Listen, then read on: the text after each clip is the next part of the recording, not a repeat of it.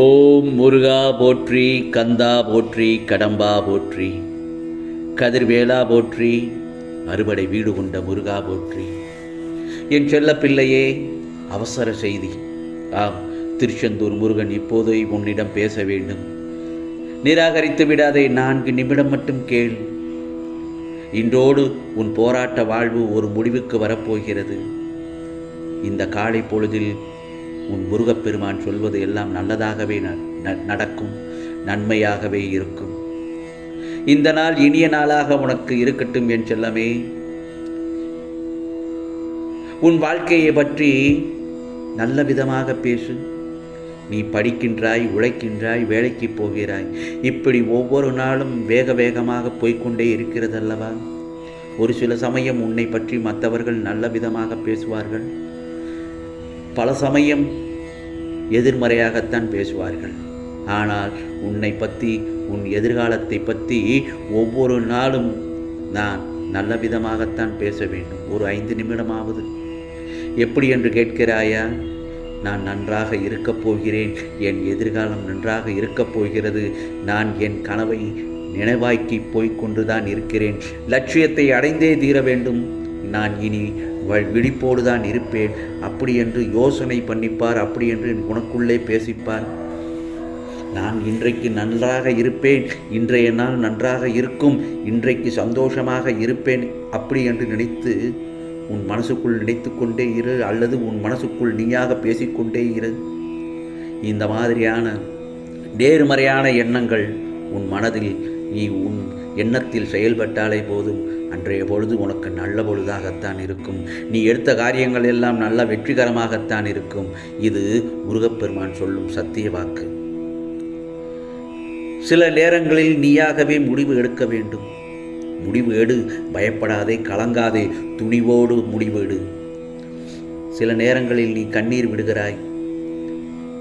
இந்த முருகப்பெருமான் பிள்ளைகள் என்றால் நம்பிக்கை, பொறுமையோடு நான் சொல்வதை போல் செயல்பட வேண்டும். ஒவ்வொரு நாளும் நான் சோகத்திலும் துக்கத்திலும் பொன்னான நாளை தொலைத்து விட்டோமே என்று நீயாக நினைத்து கொண்டிருக்கிறாய். அப்படி வேண்டாம். நல்ல முடிவை எடு. உன்னை நீயாகவே குற்றமாக கருதி கொள்ள வேண்டாம். உன்னை நீயே காயப்படுத்தி கொண்டது எல்லாம் போதும். இதுவரைக்கும் நீ மனசு கலங்கி ஓரமாக உட்கார்ந்ததெல்லாம் போதும். எழுந்திரு. ஆம் செல்லமே, இதோ என் கரம் உன்னை நோக்கிதான் உள்ளது. தைரியசாலியாக மாறு, பாசம் காட்டுபவனாக மாறு. உன்னுள் நீயே திறமையை மாற்றிக்கிற மாதிரி வாழலாம். ஆம் என் செல்லமே, மாற்றம்தான் வாழ்க்கை. அதேபோல்தான் வாழ்க்கையில் நடந்து முடிந்த சம்பவங்களை நினைத்து இனி குழம்ப மாட்டேன் என்று முடிவு எடுத்துக்கொள். எதிர்காலத்தை மட்டும் யோசி, உன் கனவை யோசி. அதை விட்டு தேவையற்றதை யோசித்து குழப்பிக்கொள்ளாதே. வாழ்க்கையை எப்படி சந்தோஷமாக வைத்து கொள்ள வேண்டும் என்று மட்டும் யோசி. உன் சிந்தனைகள் எல்லாம் நேர்மறையாகத்தான், அதாவது பாசிட்டிவாகவே இருக்க வேண்டும். நிச்சயம் உன் வாழ்வு அப்பொழுதுதான் பிரகாசமாக ஜொலிக்கும். இந்த மாதிரியான ஒரு வாழ்வில் மகிழ்ச்சி ததும்ப நீ வாழப்போகிறாய் என் செல்லமே. பிறகு பார், உன் பிரச்சனைகள் எல்லாம் முடிந்து விட்டது என்று என்னிடம் கைகூப்பி வணங்கி நன்றி தெரிவிப்பாய். நீ இழந்த அனைத்தும் உன்னிடம் வரும் நேரம் வந்துவிட்டது. நீ விதைத்த நல்ல செயல்கள், விதைகள் விருட்சமாக வளர வேண்டிய நேரமும் வந்துவிட்டது. அது கனி கொடுக்கும் காலம் மிக அருகில் வந்துவிட்டது. அதை நீ ருசிக்க தயாராக இரு. தற்காலிகமாக சந்திக்கும் தோல்விகளால் நீ துவண்டு போக வேண்டாம். துன்பத்தை பெரியதாக நினைத்து இன்பத்தை இழந்து விடாதே என் செல்லமே.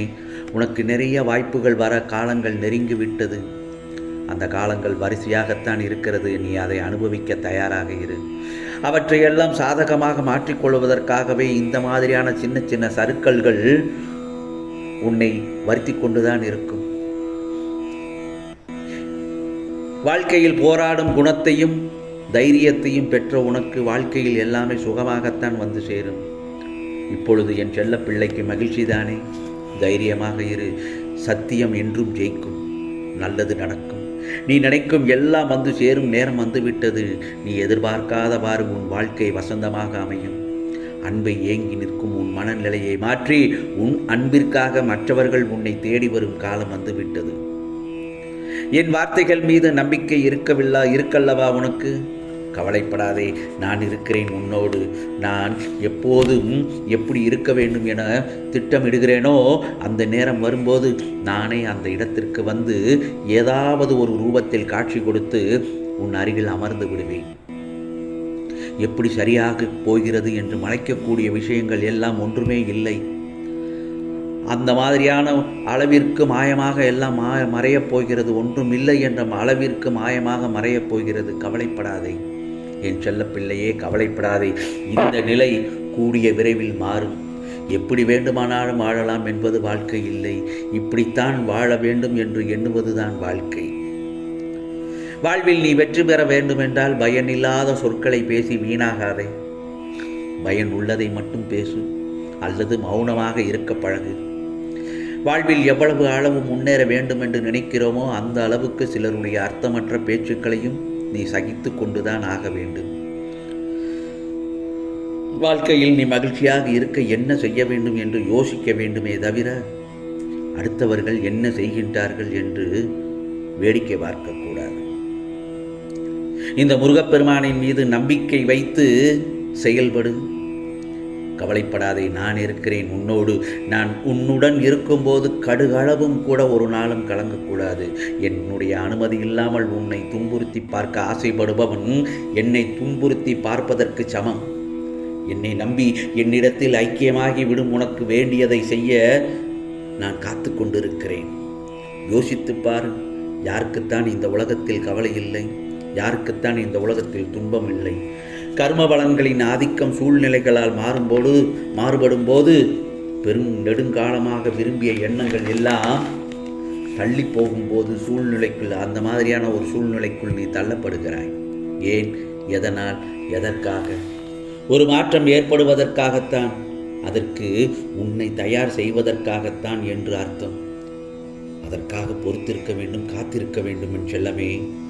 அனைத்தும் நடைபெறப் போகிறது. உனக்காக உன்னை விட்டு நீங்கப் போகிறது. நிச்சயம் ஒரு நாள் உயர்ந்த நிலைக்கு கொண்டு வருவேன் என் செல்ல பிள்ளையை. எவ்வளவு தூரம் நீ சென்றிருந்தாலும் உன்னை இழுத்து கொண்டு வந்து இந்த உள்ளங்கையில் வைத்து பொக்கிஷம் போல் பார்ப்பேன்.